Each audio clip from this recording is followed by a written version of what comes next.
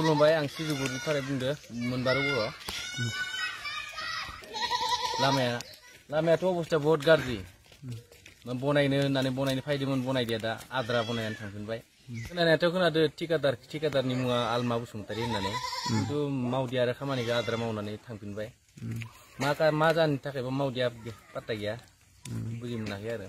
जानांगौ खामानियालाय जाफिननांगौ जोंनिया इमान अबस्था गैया जोंनि लामा दथाफोरा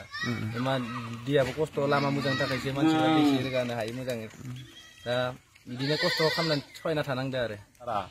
बेखौ थाबैनो बनायना होनांगौ दैज्लांनि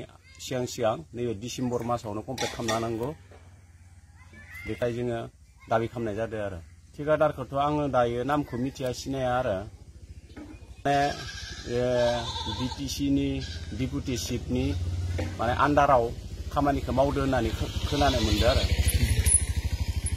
डिपुटि चिफआ दासिमबो माने बेयाव जोंनि जायगायाव फिल्डआव फैयाखै रायजोनोथ' लामाखौ नांथारगौ लामाया जुदि जायालासिनो थायोबा जोंहा बहुत असुबिदा जागोन माने गथ' गथाय थांलाय फैलाय स्कुलनिफ्राय दै होरि लांनाय आरो लोगोसे बेयाव जिथुनिखि एसएसबि केम्पनिफ्राय फैनानै बाहाय सिगाङाव दलं दोङो मोनसे बायनाय माने बायाखै दलङा मोजाङैनो दोङो माने गराखवानि जालांजोबदो बिखौ माने बे दलंखौबो मेरामति खालामनांगौ होननानै रायजोनिफ्राय दाबि खालामनाय जादों आरो